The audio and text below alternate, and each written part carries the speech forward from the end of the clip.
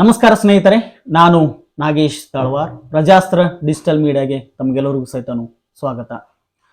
ಇವಾಗ ಸಿಂದಗಿಯಲ್ಲಿ ಒಂದು ಸಾಹಿತ್ಯದ ಚಟುವಟಿಕೆಗಳು, ಸಾಂಸ್ಕೃತಿಕ ಚಟುವಟಿಕೆಗಳು ಸಾಕಷ್ಟು ನಡೀತಾ ಇದೆ. ಕಾರಣ ಏನು ಅಂತಂದ್ರೆ 21ನೇ ಜಿಲ್ಲಾ ಸಾಹಿತ್ಯ ಸಮ್ಮೇಳನ ನಮ್ಮ ಸಿಂದಗಿಯಲ್ಲಿ ಈಗ ಆರಂಭಗೊಂಡಿದೆ. ಇದೇ ಜುಲೈ 21 ಮತ್ತು 22ರಂದು ಸಿಂದಗಿಯ HG ಕಾಲೇಜ್ ಮೈದಾನದಲ್ಲಿ ಜಿಲ್ಲಾ ಸಾಹಿತ್ಯ ಸಮ್ಮೇಳನ ನಡೀತಾ ಇದೆ. ಆ ಸಾಹಿತ್ಯ ಸಮ್ಮೇಳನದ ಸರ್ವಾಧ್ಯಕ್ಷರನ್ನಾಗಿ ರಾಷ್ಟ್ರೀಯ ಶಿಕ್ಷಕ ಪ್ರಶಸ್ತಿಯನ್ನು ಪಡೆದಿರುವಂತವರು, ಈ ಹಿಂದಿನ ಕರ್ನಾಟಕ ರಾಜ್ಯೋತ್ಸವ ಪ್ರಶಸ್ತಿಯನ್ನು ಪಡೆದಿರುವಂತಹ ಖ್ಯಾತ ಹಿರಿಯ ಮಕ್ಕಳ ಸಾಹಿತಿಗಳಾಗಿರುವಂತಹ ಹಮ ಪೂಜಾರ್ ಸರ್ ಅವರನ್ನ ಸರ್ವಾಧ್ಯಕ್ಷರನ್ನಾಗಿ ಆಯ್ಕೆ ಮಾಡಲಾಗಿದೆ. ಇವತ್ತು ನಮ್ಮ ಪ್ರಜಾಸ್ತ್ರ ಡಿಜಿಟಲ್ ಮೀಡಿಯಾ ಜೊತೆಗೆ ಹಿರಿಯ ಮಕ್ಕಳ ಸಾಹಿತಿಗಳಾಗಿರುವಂತಹ ಹಮ ಪೂಜಾರ್ ಸರ್ ಇದ್ದಾರೆ. ಅವರ ಒಂದು ಸಾಹಿತ್ಯದ ಬದುಕು ಏನು, ಶಿಕ್ಷಣ ಕ್ಷೇತ್ರದ ಜೊತೆಗೇನೆ ಸಾಹಿತ್ಯದ ಚಟುವಟಿಕೆಗೆ ಮತ್ತು ಮಕ್ಕಳ ಸಾಹಿತ್ಯ ಕ್ಷೇತ್ರದಲ್ಲಿ ಅವರು ತೊಡಗಿಸಿಕೊಂಡಿರುವಂಥದ್ದು, ಕಳೆದ ಹಲವಾರು ವರ್ಷಗಳಿಂದ ಏನು ಅವರ ಚಟುವಟಿಕೆ ಇದೆ, ಆ ಸಾಂಸ್ಕೃತಿಕ ಚಟುವಟಿಕೆಯಲ್ಲಿ 10 ಪುಸ್ತಕಗಳನ್ನು ಬರೆದಿದ್ದಾರೆ. ಆ ಕ್ಷಣದಲ್ಲಿ ಇವತ್ತು ಅವರು ಸರ್ವಾಧ್ಯಕ್ಷರಾಗಿರೋದ್ರಿಂದ ಕೆಲವೊಂದಿಷ್ಟು ವಿಚಾರಗಳನ್ನ ಮೆಲುಕು ಹಾಕುವಂತಹ ಕೆಲಸವನ್ನ ನಾವು ಈ ಸಂದರ್ಶನದಲ್ಲಿ ಮಾಡ್ತಾ ಇದ್ದೀವಿ. ಸರ್, ತಮಗೆ ನಮಸ್ಕಾರ. ನಮಸ್ಕಾರ. ಮೊದಲಿಗೆ ಏನು ಜಿಲ್ಲಾ ಸಾಹಿತ್ಯ ಸಮ್ಮೇಳನದ ಸರ್ವಾಧ್ಯಕ್ಷರಾಗಿದ್ದೀರಿ, ಹಾಗಾಗಿ ನಮ್ಮ ಪತ್ರಿಕೋದ್ಯಮದಿಂದ, ನಮ್ಮ ಪ್ರಜಾಸ್ತ್ರ ಡಿಜಿಟಲ್ ಮೀಡಿಯಾದಿಂದ ತಮಗೆ ಹೃತ್ಪೂರ್ವಕವಾದ ಅಭಿನಂದನೆಗಳು ಸರ್. ತಮಗೆ ತುಂಬಾ ಧನ್ಯವಾದಗಳು. ಸರ್, ಇವತ್ತು ಏನು 21ನೇ ಜಿಲ್ಲಾ ಸಾಹಿತ್ಯ ಸಮ್ಮೇಳನ ನಮ್ಮ ಸಿಂದಗಿಯಲ್ಲಿ ನಡೀತಾ ಇದೆ. ಅವರ ಸರ್ವಾನುಮತದಿಂದ, ಎಲ್ಲರದು ಒಮ್ಮತದಿಂದ ತಮ್ಮನ್ನ ಸರ್ವಾಧ್ಯಕ್ಷರನ್ನ ಆಯ್ಕೆ ಮಾಡಿದ್ದಾರೆ. ಈ ಕ್ಷಣಕ್ಕೆ ತಾವು ನೋಡೋದಾದ್ರೆ ತಮ್ಮ ಸಾಹಿತ್ಯದ ಆರಂಭದ ದಿನಗಳನ್ನ ಯಾವ ರೀತಿಯಾಗಿ ನೆನಪು ಮಾಡ್ಕೊಳ್ತೀರಾ ಅಂತ? ನಾನು ಸಾಹಿತ್ಯದ ಆರಂಭದ ದಿನಗಳಂತಂದ್ರೆ, ನಾನು 1961ರಲ್ಲಿ ಪ್ರಾಥಮಿಕ ಶಾಲಾ ಶಿಕ್ಷಕನಾಗಿ ಸೇರಿದೆ. ನಮ್ಮ ತಂದೆಯವರು ಪ್ರಾಥಮಿಕ ಶಾಲಾ ಶಿಕ್ಷಕರಿದ್ದು. ಅವರು ಮಕ್ಕಳ ಜೊತೆಗೆ ಒಡನಾಟಿದ್ದರಿಂದ ಅದೇ ಒಂದು ಪ್ರಭಾವ ಅಥವಾ ಅದೇ ಒಂದು ನಡವಳಿಕೆ ನನ್ನಲ್ಲಿನೂ ಮೂಡಿತು. ನಾನು ಪ್ರಾಥಮಿಕ ಶಾಲಾ ಶಿಕ್ಷಕನಾದೆ. ನಾನು ಮಕ್ಕಳ ಜೊತೆಗೆ ಬೆರೆಯುವಂಥ ಹವ್ಯಾಸ ನಮ್ಮ ತಂದೆಯವರಿಂದೇ ತಿಳ್ಕೊಂಡಿದ್ದೆ. ಹೀಗಾಗಿ ನಾನು ಸದಾ ಮಕ್ಕಳ ಜೊತೆಗೆ ಬೆರೆಯುವಂಥ ಒಂದು ಹವ್ಯಾಸ. ಶಾಲೆಯ ಅವಧಿಯ ನಂತರ ಮಕ್ಕಳಿಗೆ ನಾನು ಆವಾಗ ಚಂದಮಾಮ ಮೊದಲಾದಂಥ ಸಂಚಿಕೆಗಳನ್ನು ಓದ್ತಾ ಇದ್ದೆ. ಅದರಲ್ಲಿ ಬಂದಂತಹ ಕಥೆಗಳನ್ನು ಮಕ್ಕಳಿಗೆ ಬೇಜಾರಾಗದಂತೆ, ಈ ಪಾಠ ಬೋಧನೆ ಮಾಡುವ ಕಾಲಕ್ಕೆ ಮಕ್ಕಳು ಒಮ್ಮೊಮ್ಮ ಬೇಜಾರಾಗ್ತದೆ. ಆ ಸಂದರ್ಭದಲ್ಲಿ ಅವರ ಮನೋಲ್ಲಾಸಕ್ಕಾಗಿ, ಮಕ್ಕಳ ಮನೋಲ್ಲಾಸ ಇರಬೇಕು ಯಾವಾಗಲೂ. ಮಕ್ಕಳು ಮನೋಲ್ಲಾಸಗೊಂಡಿದ್ರೇ ನಮ್ಮ ಬೋಧನೆ ಪರಿಣಾಮಕಾರಿ ಆಗ್ತದೆ. ಇದಕ್ಕಂತಂದ್ರೆ ನಮ್ಮ ಬೋಧನೆ ಅವ್ರಿಗೊಂದು ಹಿಂಸೆ ಆದಂಗೆ ಆಗ್ತದೆ. ಹೀಗೆ ಅವರು ಬೇಜಾರುಗೊಂಡಾಗ ಸ್ವಲ್ಪ ಕಥೆಗಳನ್ನು, ಚಂದಮಾಮದಲ್ಲಿ ನಾನು ಓದಿದಂತಹ ಕಥೆಗಳನ್ನು ಅಥವಾ ಬೇರೆ ಬೇರೆ ಪತ್ರಿಕೆಗಳಲ್ಲಿ ಓದಿದಂತಹ ಕಥೆಗಳನ್ನು ಹೇಳ್ತಿದ್ದೆ. ಹೇಳ್ತಾ ಅದು ಕಥೆಗಳು ಮುಗಿದಾಗ ಮಕ್ಕಳು, ಸರ್ ಒಂದು ಕತೆ ಹೇಳ್ರಿ ಅಂತಂದಾಗ ಆ ಎಲ್ಲ ಕಥೆಗಳನ್ನು ಹೇಳಿ ಇನ್ಯಾವುದು ಹೇಳ್ಬೇಕಂತೇಳಿ ನಾನೇ ಕಥೆಗಳನ್ನು ಕಟ್ಟುವಂಥ ಒಂದು ಹವ್ಯಾಸ ನನ್ನಲ್ಲಿ ಬೆಳೀತು. ನಾನೇ ಕತೆ ಕಟ್ಟಿ ಹೇಳಕತ್ತೆ. ಹೀಗೆ ಹೇಳ್ತಾ ನನ್ನಲ್ಲಿ ಈ ಮಕ್ಕಳ ಸಾಹಿತ್ಯ ರಚನೆ ಮಾಡತಕ್ಕಂಥ ಪ್ರವೃತ್ತಿಯಾಗಿ ಮೂಡಿ ಬಂತು. ಯಾಕಂತಂದ್ರೆ ಮಕ್ಕಳ ಭಾವನೆಗಳ ಮಟ್ಟಕ್ಕಿಳಿದು ಬರಿಬೇಕಾಗ್ತದೆ. ಪ್ರೌಢ ಸಾಹಿತ್ಯ ಬೇರೆ, ಇದು ಬೇರೆ. ನಾವು ಪ್ರೌಢರಿದ್ದೀವಿ, ಪ್ರೌಢ ಸಾಹಿತ್ಯ ಸುಲಭದಲ್ಲಿ ಬರೀಬಹುದು. ಆದ್ರೆ ಮಕ್ಕಳ ಮನಸ್ಸನ್ನು ಮುಟ್ಟುವಂತಹ ಸಾಹಿತ್ಯ ಬರೆಯಬೇಕಾದ್ರೆ ಮಕ್ಕಳ ಮನಸ್ಸನ್ನು ನಾವು ಮೊದಲು ಅರಿತಿರ್ಬೇಕು ಲೇಖಕ. ಹೀಗಾಗಿ ನಾನು ಮಕ್ಕಳ ಮನಸ್ಸು ಚೆನ್ನಾಗಿ ಅರಿತಿದ್ದರಿಂದ, ನಾನೊಬ್ಬ ಪ್ರಾಥಮಿಕ ಶಾಲಾ ಶಿಕ್ಷಕನಾಗಿದ್ದರಿಂದ ಮಕ್ಕಳ ಸಾಹಿತ್ಯ ರಚನೆ ಸಹಜವಾಗಿ ನನ್ನಲ್ಲಿ ಒಲ್ಲೆ ಬಂತು. ಓಕೆ ಸರ್, ನೀವು ಸ್ವತಂತ್ರ ಪೂರ್ವದಲ್ಲಿಯೂ ಸಹಿತನು ಕಾಲಘಟ್ಟವನ್ನು ಆ ಪೂರ್ವದಲ್ಲೇ ಜನಿಸಿದವರು. ಸ್ವತಂತ್ರ ನಂತರದಲ್ಲಿ ತಮ್ಮ ವೃತ್ತಿಯನ್ನು ಶುರು ಆಗಿರುತ್ತದೆ, ಸಾಹಿತ್ಯದಲ್ಲಿ ತೋಡಿಸ್ಕೊಂಡಿರ್ತೀರಿ. ಆ ಸಂದರ್ಭದಲ್ಲಿ ನಮ್ಮ ಸಿಂದಗಿ ಭಾಗದಲ್ಲಿನೋ ಅಥವಾ ವಿಜಯಪುರ ಭಾಗದಲ್ಲಿ ಸಾಹಿತ್ಯದ ಒಂದು ಚಟುವಟಿಕೆ ಆಗ್ಲಿ, ಒಲವು ಹೆಂಗಿತ್ತು ಸರ್ ಆ ಆರಂಭದ ದಿನಗಳಲ್ಲಿ? ನಮ್ಮಲ್ಲಿ ಸಾಹಿತ್ಯ ಲೇಖಕರಿದ್ದೇವೆ, ಆದ್ರೆ ಚಟುವಟಿಕೆಗಳು ಅಷ್ಟೊಂದು ಇರಲಿಲ್ಲ. ಈಗ ಶಮಗು ಬಿರಾದಾರ್ ಅಂತ ಒಬ್ಬರು ಆದರ್ಶ ಶಿಕ್ಷಕರಿದ್ದು, ಶಂಭು ಬಿರಾದಾರ, ಈಶ್ವರ್ ಚಂದ್ ಚಿಂತಾಮಣಿ, ಶಿಶು ಸಂಗಮೇಶ, ಮತ್ತು ಜಮ್ಮನ ಇವರು ಶರಣಪ್ಪ ಕಂಚಾಣಿ, ಇವರೆಲ್ಲ ಹಿರಿಯರು. ಸ್ವಾತಂತ್ರ್ಯ ಪೂರ್ವದಲ್ಲಿ ಅವರು ಜನಿಸಿದವರು ಮತ್ತು ಸ್ವಾತಂತ್ರ್ಯ ಪೂರ್ವದಲ್ಲಿ ಅವರು ಸೇವೆಗೆ ಸೇರಿದವರು. ಅವರೆಲ್ಲ ಮಕ್ಕಳ ಸಾಹಿತ್ಯ ರಚನೆ ಮಾಡ್ತಿದ್ರು, ಮಕ್ಕಳಿಗೆ ಹೇಳ್ತಿದ್ರು. ಆದ್ರೆ ಚಟುವಟಿಕೆ ಅಂತ ಏನು ಕಾರ್ಯಕ್ರಮ, ಮಕ್ಕಳಿಗಾಗಿ ವಿಶೇಷ ಚಟುವಟಿಕೆಗಳನ್ನು ಮಾಡ್ಬೇಕನ್ನೋದು ಅವಾಗ ಅಷ್ಟೊಂದು ಇದು ಇರಲಿಲ್ಲ. ಚೆನ್ನಾಗಿ ಮಕ್ಕಳಿಗೆ ಮನಮುಟ್ಟುವಂತೆ ಬೋಧನೆ ಮಾಡಬೇಕು, ಮಕ್ಕಳಿಗಾಗಿ ಸಾಹಿತ್ಯ ರಚನೆ ಮಾಡಬೇಕು, ಮಕ್ಕಳ ಎದುರಿಗೆ ಅದನ್ನು ಪ್ರಕಟಗೊಳಿಸಬೇಕು ಅನ್ನೋದಷ್ಟೇ ಅವರಲ್ಲಿ ಒಂದು ಭಾವನೆ ಇತ್ತು. ಸಾಮಾನ್ಯವಾಗಿ ಕವನ ಸಂಕಲನಗಳನ್ನು ಅವರು ಬರೆಯುತ್ತಿದ್ರು. ಅವನು ಸರಾಗವಾಗಿ ಮಕ್ಕಳ ಎದುರಿಗೆ ಹಾಡಿ ಮಕ್ಕಳ ಮನಸ್ಸನ್ನು ತಮ್ಮ ಕಡೆಗೆ ಆಕರ್ಷಣೆ ಮಾಡಿಕೊಂಡು ಬೋಧನೆ ಮಾಡ್ತಿದ್ರು. ಶಿಕ್ಷಕ ಬೋಧನೆ ಮಾಡಬೇಕಾದ್ರೆ ಮೊದಲು ಮಕ್ಕಳ ಮನಸ್ಸನ್ನು ತನ್ನ ಕಡೆ ಆಕರ್ಷಣೆ ಮಾಡಿಕೊಳ್ಬೇಕು, ಮಕ್ಕಳ ಮನಸ್ಸನ್ನು ಪ್ರಫುಲ್ಲತೆಗೊಳಿಸಬೇಕು. ಆವಾಗ ಅದು ಬೋಧನೆ ಪರಿಣಾಮಕಾರಿ ಆಗ್ತದೆ. ಈ ಕೆಲಸ ಸ್ವಾತಂತ್ರ್ಯ ಪೂರ್ವದಲ್ಲಿ ಶಿಕ್ಷಕರು ಬಹಳ ಚೆನ್ನಾಗಿ ಮಾಡ್ತಿದ್ರು. ಯಾಕಂದ್ರೆ ನಾವು ಸ್ವಾತಂತ್ರ್ಯ ಪೂರ್ವದಲ್ಲಿ ನಾವು ಕಲ್ತೀವಿ ಆಗಿನ ಶಿಕ್ಷಕರು. ಮತ್ತು ನಾವು 1961 ನಾವು ಪ್ರಾರಂಭದಲ್ಲಿ ಸೇರಿಸಿದಾಗ, ಸೇವೆಗೆ ಸೇರಿದಾಗ ಅವರು ಇದ್ದರು. ಅವ್ರ ಜೊತೆಗೆ ನಾವು ಕೆಲವು ವರ್ಷ ಸರ್ವಿಸ್ ಮಾಡೀವಿ ನಾವು.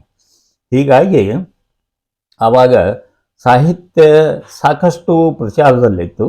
ಅದರ ಚಟುವಟಿಕೆ, ಮಕ್ಕಳ ಬೋಧನೆಗೆ ಪೂರಕ ಆಗುವಂಥ ಚಟುವಟಿಕೆಗಳು ಸಾಮಾನ್ಯವಾಗಿ ಕಡಿಮೆ ಇತ್ತು. ಇವು ಆಟೋಟಗಳು ನಡೀತಿದ್ವು, ಅದರ ಸಾಂಸ್ಕೃತಿಕ ಚಟುವಟಿಕೆಗಳು ಕಡಿಮೆ ಇದ್ವು ಅವಾಗ.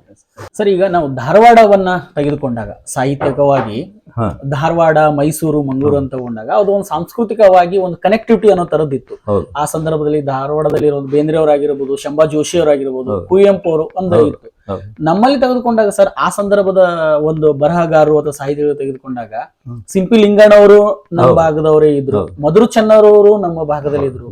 ಸೊ ಅವರ ಒಂದು ಸಾಹಿತ್ಯದ ಪ್ರಭಾವವು ತಮ್ಮ ಮೇಲೆ ಆಗಿ ಮಕ್ಕಳಿಗೆ ಆ ಮುಖಾಂತರ ಹೇಳುವಂತ, ತಮ್ಮ ಕೃತಿಗಳ ಮುಖಾಂತರ ಮಕ್ಕಳಿಗೆ ಹೇಳ್ಕೊಡುವಂತದ್ದು ಏನಾದ್ರು ಆಗಿರುವಂತದ್ದು ನನಗೆ ಪ್ರಭಾವ ಹೆಚ್ಚಾಗಿತ್ತಂತಂದ್ರೆ ಸಿಂಪಿ ಲಿಂಗಣ್ಣವರು ಮತ್ತ ಅಂದ್ರೆ ಅಗಳಿ ಹೇಳಿದ್ದ ಏನು ಶಂಭುಬಿರಾದಾರ ಅವರು ನಮ್ಮ ಎಲ್ಲ ಪ್ರಭಾವ. ಅವ್ರಕ್ಕಿಂತ ಮುಂಚಿನವರು, ಸ್ವಲ್ಪ ಮುಂಚಿನವರು, ಅವರು ಹೆಚ್ಚು ಕಡಿಮೆ ಒಂದೇ.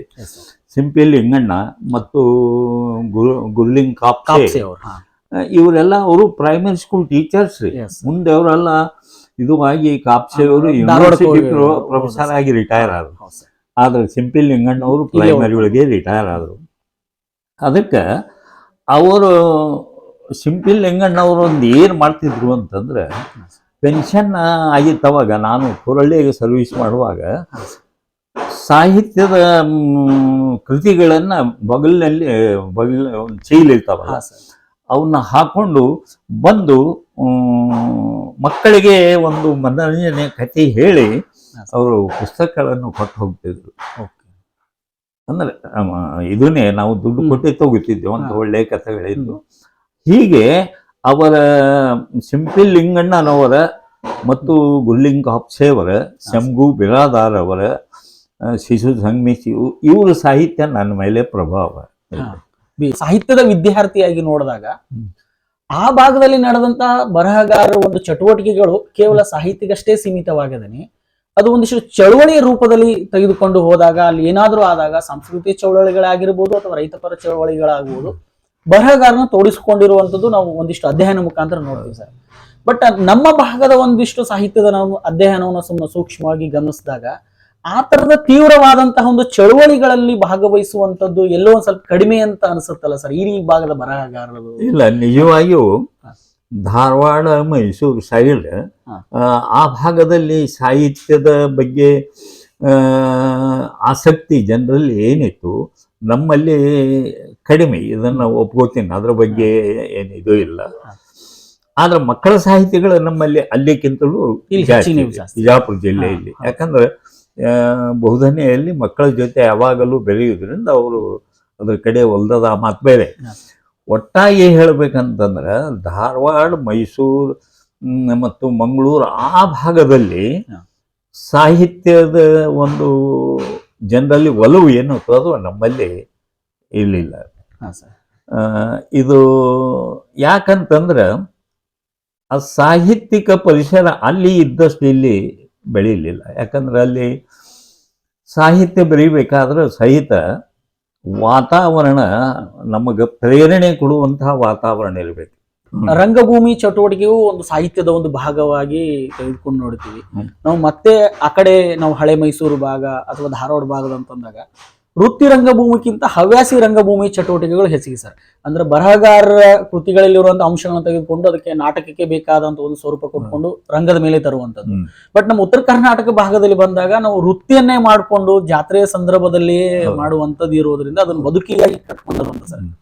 ಹಾಗಾಗಿ ಎಲ್ಲೋ ಒಂದ್ ಕಡೆ ನಮ್ಮ ಬರಹಗಾರರು ಸಹಿತಾನು ಹೆಚ್ಚಿನ ಪ್ರಚಾರಕ್ಕೆ ಬರಬೇಕಾಗುವಂತಹ ಒಳ್ಳೆ ಒಳ್ಳೆ ಬರಹಗಾರರು ಇದ್ರೂ ಸಹಿತಾನು ಅದು ಎಲ್ಲೋ ಒಂದ್ ಕಡೆ ಈ ರಂಗಭೂಮಿಯ ಒಂದು ಕೊಂಡಿ ಈ ರೀತಿ ಒಂದು ಕೆಲಸ ಮಾಡದೇ ಇರುವಂತದ್ದು ಎಲ್ಲೋ ಒಂದ್ ಕಡೆ ತಮಗೆ ಕಾರಣ ಅಂತ ಅನ್ಸುತ್ತೆ ಸರ್. ಅದನ್ನ ಅಂದ್ರೆ ನಮ್ಮ ಒಳ್ಳೆ ಒಳ್ಳೆ ಕೃತಿಗಳು ಸಹಿತಾನು ರಂಗದ ಮುಖಾಂತರ ಬಂದಾಗ ಸಮಾಜಕ್ಕೆ ಇನ್ನಷ್ಟು ಹೆಚ್ಚಿನ ರೀತಿಯಲ್ಲಿ ತಿಳಿಸ್ಕೊಡುವಂತ ಕೆಲಸ ಆಗ್ತದೆ. ಅದು ಎಲ್ಲೋ ಒಂದ್ ಕಡೆ ನಮ್ಮಲ್ಲಿ ಮಿಸ್ ಆಗಿದೆ ಅಂತ ಅದು ಡೆಫಿನೆಟ್ಲಿ. ಹಾ ಸರ್. ಯಾಕಂತಂದ್ರೆ ಅದಕ್ಕೆ ಅಗದಿ ಅತ್ಯುತ್ತಮ ಉದಾಹರಣೆ ಎಲ್ಲರಿಗೂ ಗೊತ್ತಿದ್ದಂದ್ರೆ ಈ ಟ್ರ್ಯಾಕ್ಟರ್ನವ್ರು ಹತ್ಕೊಂಡು ಬರ್ತಾರಲ್ಲ ಜಾನಪದ ಸಾಹಿತ್ಯ, ಅದು ಅಲ್ಲ ಅನ್ನುವಂಥದ್ದು ಹೇಳ್ಬೇಕಾಗಿದೆ ಸರ್. ಅದು ನಿಜವಾದ ಜಾನಪದ ಸಾಹಿತ್ಯ ಅಲ್ಲ. ಜಾನಪದ ಸಾಹಿತ್ಯದಲ್ಲಿ ಮೌಲ್ಯಗಳದಾವ. ಇದು ಮನರಂಜನೆಗಾಗಿ ಮಾಡುವಂಥದ್ದು. ಈ ನಾಟಕದ್ದಾದ್ರೂ ಸಹಿತ ಹೀಗೇನೆ ಆಗಿದೆ. ಈಗ ಮೊದಲಿನ ನಾಟಕಗಳು, ಈಗ ನಾವು ಬಿಜಾಪುರದೊಳಗೆ ಇವರು ಬಂದಿದ್ರು, ಯಾರು ರಾಜಕುಮಾರ್ ಅವರೆಲ್ಲ ಬಂದಿದ್ರು ನಾಟಕ. ಆಗಿನ ನಾಟಕಗಳು ಒಂದು ಅರ್ಥಗರ್ಭಿತೆ ಇರ್ತಿತ್ತು, ಮೌಲ್ಯಗಳನ್ನು ಬೋಧನೆ ಮಾಡ್ತಿದ್ವು. ಈಗ ಕೇವಲ ಮನರಂಜನೆ, ಮೌಲ್ಯಗಳು ಅಷ್ಟೊಂದು ನನಗೆ ಕಾಣ್ತಾ ಇಲ್ಲ, ಒಟ್ಟು ಮನರಂಜನೆ ಮಾಡೋದು. ಆದ್ರೆ ಮೊದಲಿನ ನಾಟಕಗಳು ಬಹಳಷ್ಟು ಮೌಲ್ಯಗಳಿದ್ದಿರೋದಲ್ಲಿ. ಈ ರೀತಿಯಾಗಿ ನಾಟಕ ಹಿಂಗ ನಮ್ಮ ಜಾನಪದ ಇದ್ರಂಗ ಯಾಕಂದ್ರೆ ನಮ್ಮಲ್ಲಿ ಹಂದಿಗೂ ಸಿದ್ದರಾಮಪ್ಪ ಅಂತ ಹೇಳ್ತಾರೆ, ಬಹುದೊಡ್ಡ ನಾಟಕಕಾರ ಅಂತ ಹೇಳ್ತಾರೆ. ಎಷ್ಟೋ ಜನ ನಮ್ಮ ಭಾಗದವರಿಗೆ ಗೊತ್ತಿಲ್ಲ ಆ ವ್ಯಕ್ತಿ ಹೆಸರು. ಈಗ ಇತ್ತೀಚೆಗೆ ಅಷ್ಟೇ ಅವರ ಹೆಸರಲ್ಲಿ ಒಂದು ರಂಗಭೂಮಿಯ ಒಂದು ಭವನ ನಿರ್ಮಾಣವಾಗ್ತಾ ಇದೆ. ಸೊ ಹಾಗಾಗಿ ಇಲ್ಲಿ ಬರಹಗಾರರು ಸಹಿತ ಅವರ ಕೃತಿಗಳು ರಂಗದ ಮೇಲೆ ಬಂದಾಗ ಇನ್ನಷ್ಟು ಅವರಿಗೆ ಒಂದು ಪ್ರಚಾರ ಆಗ್ಲಿ ಅಥವಾ ಅವರ ಕೃತಿ ಅಂಶಗಳು ಜನರಿಗೆ ತಿಳಿಸಕ್ಕೆ ಅನುಕೂಲ ಆಗ್ತೈತ. ಸರ್, ಈಗ ನೀವು ಬರವಣಿಗೆಯಲ್ಲಿ ತೊಡಸ್ಕೊಂಡಿದ್ರಿ, ಶಿಕ್ಷಕ ವೃತ್ತಿ ಬರವಣಿಗೆ ತೊಡಸ್ಕೊಂಡಿದ್ರಿ, ಆನಂತರ ಪ್ರಕಾಶನ ಕ್ಷೇತ್ರಕ್ಕೂ ಬಂದ್ಬಿಡ್ತೀನಿ. ಅಲ್ಲಿ ಬರವಣಿಗೆ ನಾನು ಬೇರೆ ಬರಿತಾ ಇದ್ದೆ, ಪ್ರಕಾಶಕರು ಬೇರೆಯದವ್ರು ಇರ್ತಿದ್ರು, ಅವ್ರೆಲ್ಲಾನು ಹಣ ಹಾಕ್ತಿದ್ರು ಅನ್ನುವಂಥದ್ದು ಬೇರೆನೆ ಜವಾಬ್ದಾರಿ ಇರ್ತದೆ. ಬರಹಗಾರನಾಗಿ ಪ್ಲಸ್ ಪ್ರಕಾಶಕನೂ ಆದಾಗ ಜವಾಬ್ದಾರಿ ಇನ್ನೂ ಹೆಚ್ಚಿಗೆ ಆಗ್ತದೆ ಸರ್. ಅವು ಎರಡನ್ನೂ ನಿಭಾಯಿಸಿದ್ದು ಹಿಂಗೆ ಅಂತ ಸರ್ ತಾವು? ಈಗ ನಾವು ಪ್ರಕಾಶಕನಾಗಿ ಸ್ವಂತ ಕೃತಿಗಳನ್ನ ಅಷ್ಟೇ ಪ್ರಕಟ ಮಾಡಿವ್ರಿ. ನಮ್ಮ ಆತ್ಮೀಯರಾದಂತ ಶಂಭುವಿರಾದ್ ಅವರು ಒಂದೆರಡು ಕೃತಿಗಳನ್ನ ಮಾಡಿವಿ. ನಮ್ಮ ಆತ್ಮೀಯ ಶಿಕ್ಷಕರು ನಮ್ಮ ಜೊತೆಗಿದ್ದವ್ರದ್ದು ಒಂದೊಂದು ಇದನ್ನ ಕೃತಿ ಪ್ರಿಂಟ್ ಮಾಡೀನಿ. ಆದ್ರೆ ಅವರಿಂದ ನಮ್ಮ ದುಡ್ಡಿನ, ಈಗ ಪ್ರಕಾಶಕರು ಏನ್ ಮಾಡ್ತಾರೆ, ತಾವೇ ದುಡ್ಡು ಹಾಕಿ ಅದನ್ನ ಪ್ರಕಾಶನ ಮಾಡ್ತಾರೆ, ಅದ್ರ ಪೂರ್ಣ ಅಥಾರಿಟಿ ತಗೊಂಡ್ ಬಿಡ್ತಾರೆ. ನಮಗೆ 100 ಪುಸ್ತಕನೋ ಏನೋ ಕೊಡ್ತಾರೆ. ಆದ್ರೆ ನಮ್ಮ ಪ್ರಕಾಶನ ಹಂಗಿಲ್ಲ. ಈಗ ಅವರು ತಾವೇ ದುಡ್ಡು ಕೊಟ್ಟು ಇದೊಂದು ನಿಮ್ಮ ಪ್ರಕಾಶನ ಮಾಡ್ರಿ, ನಮ್ಮ ಆತ್ಮೀಯರು ನಮ್ಮ ಪ್ರಕಾಶನ ಬೆಳೆಸೋ ಸಲುವಾಗಿ ಅವರು ಸಹಾಯ ಮಾಡ್ಯಾರ. ಇದೇನು ಇಲ್ಲ. ನಮ್ಮಲ್ಲಿ ಗಮನಿಸಂಗೆ ಈಗ ಮಕ್ಕಳ ಸಾಹಿತ್ಯ ಪರಿಷತ್ತು ಅದ. ಇತ್ತೀಚಿನ ಎಲ್ಲೋ ಒಂದ್ ಕಡೆ ಸಿಂದಗಿಯಲ್ಲಿ ಮಕ್ಕಳ ಸಾಹಿತ್ಯ ಪರಿಷತ್ತಿಂದ ಚಟುವಟಿಕೆಗಳು ಎಲ್ಲೋ ಸಂಪೂರ್ಣವಾಗಿ ನಿಂತು ಹೋಗಿದೆ ಅಂತ ಅನಿಸ್ತಾ ಇದೆ.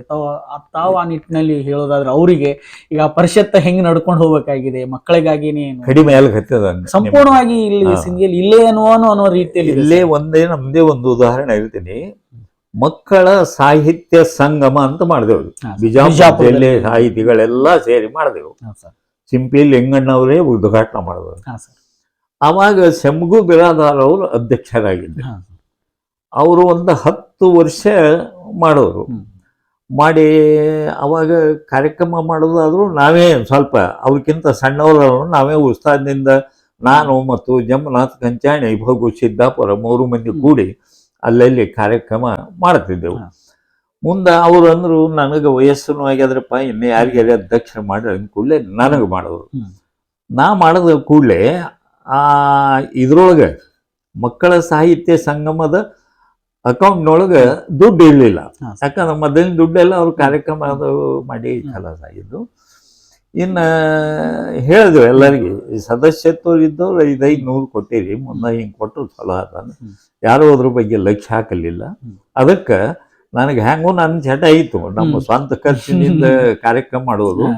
ಹಿಂಗೆ ವರ್ಷ 2 ಕಾರ್ಯಕ್ರಮ, ಮಕ್ಕಳ ಸಾಹಿತ್ಯ ಕಾರ್ಯಕ್ರಮ, ಒಂದು ಮಕ್ಕಳ ಸಾಹಿತ್ಯ ಸಮ್ಮೇಳನ, ಒಂದು ಸಾಹಿತ್ಯೋತ್ಸವ, ವರ್ಷ 2 ಕಾರ್ಯಕ್ರಮ ಸ್ವಂತ ಖರ್ಚಿನಿಂದ 10 ವರ್ಷ ಮಾಡೋದಂತೆ. 10 ವರ್ಷ ಮಾಡಿ ಈಗ ಮತ್ತೊಬ್ಬರಿಗೆ ಹೆಗ್ಗಣ ದುಡ್ಡಿ ಸರ್ ಅಂತ ಅಲ್ಲಿ ಕೊಟ್ಟಿವಿ. ಆದ್ರೆ ಆಸಕ್ತಿ ಬಹಳ ಕಮ್ಮಿ ಇದೆ. ಮತ್ತು ಬರವಣಿಗೆ ಆದ್ರೆ ಹೇಳ್ತೀನಿ, ಒಳಗಿಂದ ನಾನು ಹೇಳ್ತೀನಿ, ಯಾಕೆ ಮಕ್ಕಳ ಸಾಹಿತ್ಯ ಅಂದ್ರೆ ಪಾಲಕರು ಯಾಕೆ ಮೂಗು ಮುರಿದಾರ ಅಂತಂದ್ರೆ ಅಷ್ಟು ಗಟ್ಟಿ ಸಾಹಿತ್ಯ ಬರೋಲ್ದಾಗೆ ಕಡಿಮೆ. ನವ್ಯ ಸಾಹಿತ್ಯದ ಪ್ರಕಾರವನ್ನು ನೋಡಿದಿರಿ, ನವೋದಯವನ್ನು ನೋಡಿದಿರಿ, ತದನಂತರ ಅದು ಪ್ರಗತಿಪರ ಬಂಡಾಯ ಸಾಹಿತ್ಯವನ್ನು ಸಹಿತ ಗಮನಿಸಿರಿ. ಆದ್ರೆ ನಮ್ಮ ಭಾಗದವರಿಗೆ ಏನು ಗಂಭೀರವಾಗಿ ಅಧ್ಯಯನದಲ್ಲಿ ತೊಡಗಿಸ್ಕೊಳ್ಬೇಕು ಅನ್ನೋ ಒಂದು ಆಸಕ್ತಿನೂ ಕಡಿಮೆ ಇದೆ. ಈಗ ಶಿಕ್ಷಣ ಕ್ಷೇತ್ರದಲ್ಲಿ ಇರೋರು ಒಂದಿಷ್ಟು ಸಾಹಿತ್ಯದ ಒಂದು ಒಲವನ್ನು ಬಳಸ್ಕೊಂಡಾಗ ಮಕ್ಕಳಿಗೆ ಒಳ್ಳೆ ರೀತಿಯಾಗಿ ನಾವು ಪಾಠವನ್ನ ಮಾಡ್ಬೋದು, ನಮ್ಮ ವೃತ್ತಿಯನ್ನು ಸಹಿತ ಚೆನ್ನಾಗಿ ಮಾಡ್ಬೋದು ಅನ್ನುವಂಥದ್ದು ಇರ್ತದೆ.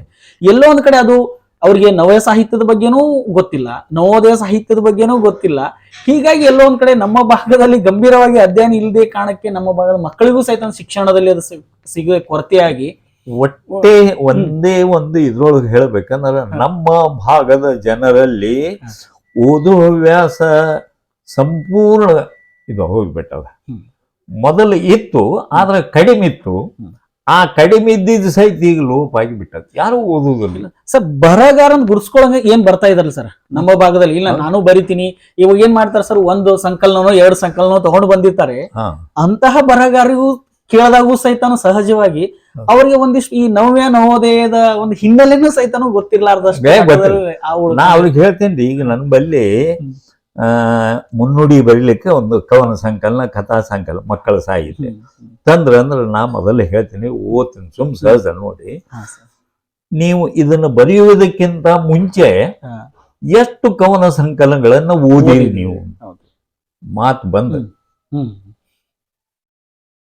ಎಲ್ಲೇ 1-2 ಓದಿನಿ ಅಂತ ಹೇಳ್ತಾರೆ. ಹಂಗಾದ್ರೆ ಬರಂಗಿಲ್ಲ. ಯಾಕಂದ್ರೆ ಆ ಕವನ ಓದ್ದಾಗ ಗೊತ್ತಾಗ್ತದೆ ನಮಗೆ. ನಾ ಹೇಳಿದೆವ್ರಿಗೆ 100 ಕವನಗಳನ್ನ ನೀವು ಓದಿದಾಗ 3 ಕವನಗಳನ್ನ ಚೆನ್ನಾಗಿ ಬರೀಬೇಕು. ಅದಕ್ಕೆ ಮೊದಲು ನೀವು ಓದೋದು ಇದು ಮಾಡ್ರಿ, ನಂತರ ಬರೀರಿ. ಗಟ್ಟಿ ಸಾಹಿತ್ಯ ಬರ್ತದ. ಹಿಂಗೆ ಬರ್ಕೋತ ಹೋದ್ರೆ ನಿಮ್ಮ ಹೆಸರು ಗಿಡ್ತಾ ಸ್ಪಷ್ಟ ಹೇಳ್ಬೇಕು. ಸಹಜ ನೀವೇ ಏನಪ್ಪ ಏಕಾಡಿ ಬರ್ದಾನ ಅಂದ್ಬಿಡ್ತಾರೆ. ಕಾರಣ ಏನು ಅಂತಂದ್ರೆ ಗಂಭೀರವಾಗಿ ಅವರ ಅಧ್ಯಯನ ತೊಡಗಿಸ್ಕೊಳ್ಳದೇನೆ ಬಂದು ನೇರವಾಗಿ ನಾನು ಕವನ ಬರಿತೀನಿ ಅಂತ ಹೇಳಿ ಬರೋ, ಹಿಂಗಾಗಿ ಕೆಟ್ಟದ್ರಿ. ಹಾಗಾಗಿ ಎಲ್ಲೋ ಒಂದ್ ಕಡೆ ಆತರ ಆಗ್ತದೆ. ಈ ಮಕ್ಕಳ ಸಾಹಿತ್ಯ, ಕಳಪೆ ಸಾಹಿತ್ಯ ಬರ್ಲಿಕ್ಕೆ ಕಾರಣ ಮತ್ತು ಹೊಸದಾಗಿ ಲೇಖಕರು ಯಾರು ಬರ್ತಾ ಇಲ್ಲ, ಮತ್ತು ಬಂದರೂ ಸಹಿತ ಗಟ್ಟಿ ಸಾಹಿತ್ಯ ಬರ್ತಾ ಇಲ್ಲ. ಇದಕ್ಕೆಲ್ಲ ಮೂಲ ಕಾರಣ ಅಂದ್ರೆ ಅವರು ಓದದೇ ಬರೀತಾರೆ. ಇಷ್ಟೇ, ಓದ್ಬೇಕು. ಓದಿದಾಗ ಇದು. ಈಗ ನಮ್ಮ ಬರಹಗಾರರು ಅಂತಂದಾಗ ಸಾಹಿತ್ಯ ಇತ್ತೀಚೆಗೆ ತುಂಬಾ ಈ ಪ್ರಶಸ್ತಿಗಳ ಬೆನ್ನತ್ತಿ ಹೋಗುವಂತಹ ಒಂದು ಲೇಖಕರ ಬರಹಗಾರದ ಜಾಸ್ತಿ ಆಗ್ತದೆ. ಅವ್ರು ಇನ್ನೂ ಬರಿಬೇಕ ಸಾಕಷ್ಟು ಇರ್ತದೆ, ಓದ್ಬೇಕಾಗಿದ್ದು ಸಾಕಷ್ಟು ಇರ್ತದೆ. 1-2 ಕೃತಿಗಳೇನೋ ಪ್ರಕಟಣೆ ಮಾಡಿಬಿಡ್ತಾರೆ, ಶೀಘ್ರವಾಗಿ ಯಾವ್ದೋ ಒಂದು ಪ್ರಶಸ್ತಿ ಸಿಗ್ತಾ, ಆತರ ಬೆನ್ನು ಹತ್ತುವಂತ ಒಂದು ಸಂಸ್ಕೃತಿ ಬೆಳೀತಾ ಇದೆ. ಅವ್ರಿಗೆ ಕಿವಿ ಮಾತದ ಏನ್ ಹೇಳ, ಅದು ಬಹಳ ನನಗೆ ಬಹಳ ವಿಷಾದ ಅನಿಸ್ತದ. ಎಂದೂ ಪ್ರಶಸ್ತಿಗೆ ಬೆನ್ನು ಹತ್ತೋಗ್ಬಾರ್ದು. ನನಗೆ ಬಹಳ ಮಂದಿ ಕೇಳ್ತಾರೆ, ನನಗೆ 85 ವರ್ಷ, ಈಗ 80 ಇಷ್ಟು ವಯಸ್ಸು ಈ ವಯಸ್ಸು ಹೇಗೆ ಸಿಕ್ಕಿಲ್ರಿ ಸರ್, ಭಾಳ 50 ವರ್ಷ ಆಯ್ತು ನೀವು ಮಕ್ಕಳಿಗೆ ಅದು ಮಾಡಿದ್ರಿ ಇದು ಮಾಡಿದ್ರಿ ಅಂದ್ರೆ ನಾ ಹೇಳಿದೆ, ಅದ್ರ ಬೆನ್ನು ಹತ್ತಿ ಹೋಗಿದ್ರೆ ಅದನ್ನು ಬೆನ್ನು ಹತ್ತುವ ಸಲುವಾಗಿ ಅಡ್ಡ ದಾರಿ ಹಿಡಿಬೇಕಾದ. ಈಗ ಅದು ಹಿಂಗೆ ಓಡ್ತಿರ್ತದೆ, ನಾ ಹಿಂಗೆ ಓಡ್ತಿರ್ತೀನಿ. ಅದನ್ನ ಜಲ್ದಿ ಹಿಡಿಬೇಕಾದ್ರೆ ಒಂದು ಅಡ್ಡ ದಾರಿ ಹಿಡಿಬೇಕು. ಅಡ್ಡ ದಾರಿ ಹಿಡಿಲಿಕ್ಕೆ ಹೋಗಿಲ್ಲ ನಾನು ಬೆನ್ನು ಹತ್ತಿಲ್ಲ. ನನ್ನ ಕೆಲಸದ ನಾ ಮಾಡೀನಿ, ನನ್ನ ಹವ್ಯಾಸ ಅದದು ಮಾಡೀನಿ. ಅದು ಈಗ ಬಂದದ. ಪ್ರಶಸ್ತಿಗಳ ಬೆನ್ನು ಹತ್ತಿ ಎಂದೂ ಹೋಗಬಾರ್ದು. ಅದಕ್ಕೆ ಇದು ಉಳಿಯಂಗಿಲ್ಲ. ಇದು ಒಂದು ಸಾಹಿತ್ಯ ಸಮ್ಮೇಳನ. ಅದಕ್ಕೆ ತಾವೆಲ್ಲರೂ ಇದನ್ನ ಆಗಮಿಸಿ ಇಲ್ಲಿ ನಡೆಯತಕ್ಕಂಥ ಒಂದು ವಿಚಾರ ಸಂಕಿರಣಗಳನ್ನಾಗಲಿ ಗೋಷ್ಠಿಗಳನ್ನಾಗಲಿ ತಾವು ಆಲಿಸಿದಾಗ ನಮ್ಮ ಬದುಕಿನಲ್ಲೂ ನಾವು ಪರಿವರ್ತನೆ ಮಾಡಿಕೊಳ್ಳಬಹುದು. ಅದಕ್ಕೆ ನಮ್ಮ ಬದುಕು ಮತ್ತು ನಮ್ಮ ಸಮಾಜದ ಶುದ್ಧೀಕರಣಕ್ಕಾಗಿ ಇಂಥ ಸಮ್ಮೇಳನಗಳಲ್ಲಿ ಪಾಲ್ಗೊಳ್ಳೋದು ಬಹಳ ಅವಶ್ಯದ. ಅದಕ್ಕೆ ತಾವೆಲ್ಲರೂ ಬನ್ನಿ ಅಂತೇಳಿ ಕೇಳ್ಕೋಬೇಕು. Yes sir. ಮತ್ತೊಮ್ಮೆ ಸರ್, ನಮ್ಮ 21ನೇ ಜಿಲ್ಲಾ ಸಾಹಿತ್ಯ ಸಮ್ಮೇಳನದ ಸರ್ವಾಧ್ಯಕ್ಷರಾಗಿದ್ದಕ್ಕೆ ತಮಗೆ ಮತ್ತೊಮ್ಮೆ ತುಂಬಾ ಹೃತ್ಪೂರ್ವಕವಾದಂತಹ ಅಭಿನಂದನೆಗಳು. ಇಂಥ ಒಂದು ಇಳಿ ವಯಸ್ಸಿನಲ್ಲೂ ಸಮಯ ಮಾಡಿಕೊಟ್ಟು ನಮ್ಮ ಜೊತೆ ಒಂದಿಷ್ಟು ಹಲವಾರು ವಿಚಾರಗಳನ್ನು ಹಂಚಿಕೊಂಡಿದ್ದೀರಿ.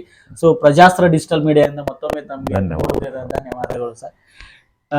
ಸ್ನೇಹಿತರೆ, ಇದು ಹಿರಿಯ ಮಕ್ಕಳ ಸಾಹಿತಿಗಳಾಗಿರುವಂತಹ ಹಮ ಪೂಜಾರಿ ಸರ್ ಅವರು ತಮ್ಮ ಸಾಹಿತ್ಯದ ಒಂದು ಜರ್ನಿಯನ್ನ ಇಷ್ಟು ವರ್ಷಗಳ ಸುದೀರ್ಘವಾಗಿ ಯಾವ ರೀತಿಯಾಗಿ ನಡೆದುಕೊಂಡು ಬಂದಿದೆ, ತಮ್ಮ ಶಿಕ್ಷಕ ವೃತ್ತಿಯ ಜೊತೆಗೇನೆ ಒಂದು ಬರವಣಿಗೆ ಕ್ಷೇತ್ರದಲ್ಲಿ ತಾವು ತೋಡಿಸ್ಕೊಂಡಿದ್ದು ಯಾವ ರೀತಿಯಾಗಿ ಅನ್ನುವಂಥದ್ದು, ಅದರ ಜೊತೆಗೆ ಪುಸ್ತಕ ಪ್ರಕಟಣೆನೂ ಜವಾಬ್ದಾರಿಯನ್ನು ತೆಗೆದುಕೊಂಡು ಯಾವೆಲ್ಲ ಕೆಲಸಗಳನ್ನ ಮಾಡಿದ್ದಾರೆ ಅನ್ನುವಂಥದ್ದು ತಮ್ಮ ಹಲವು ವಿಚಾರಗಳನ್ನ ನಮ್ಮ ಜೊತೆಗೆ ಹಂಚಿಕೊಂಡಿದ್ದಾರೆ.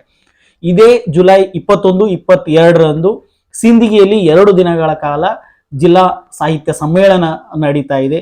ನಮ್ಮ ಭಾಗದಲ್ಲಿರುವಂತಹ ಎಲ್ಲ ಸಾಹಿತ್ಯದ ಅಭಿಮಾನಿಗಳು, ಬರಹಗಾರರು, ಲೇಖಕರು, ಕೇವಲ ಇದು ವಿಜಯಪುರ ಅಲ್ಲದೆ ವಿಜಯಪುರ ಸುತ್ತಮುತ್ತಲು ಇರುವಂತಹ ಜಿಲ್ಲೆಗಳಲ್ಲಿ ಇರುವಂತಹ ಸಾಹಿತ್ಯದ ಆಸಕ್ತರು ಸಹಿತನು ಸಿಂದಗಿಗೆ ಬರುವ ಮುಖಾಂತರ ಈ 2 ದಿನಗಳ ಕಾಲ ಇಲ್ಲಿ ನಡೆಯುವಂತಹ ಎಲ್ಲ ಸಾಹಿತ್ಯದ ಚಟುವಟಿಕೆಗಳಲ್ಲಿ ತಾವು ಭಾಗವಹಿಸುವ ಮುಖಾಂತರ ಈ ಸಾಹಿತ್ಯ ಸಮ್ಮೇಳನವನ್ನು ಯಶಸ್ವಿ ಮಾಡಿಕೊಡ್ಬೇಕು ಅಂತ ಈ ಮೂಲಕ ತಮ್ಮಲ್ಲಿ ಸಹಿತನು ಕೇಳ್ಕೊಳ್ತಾ ಇದ್ದೀನಿ.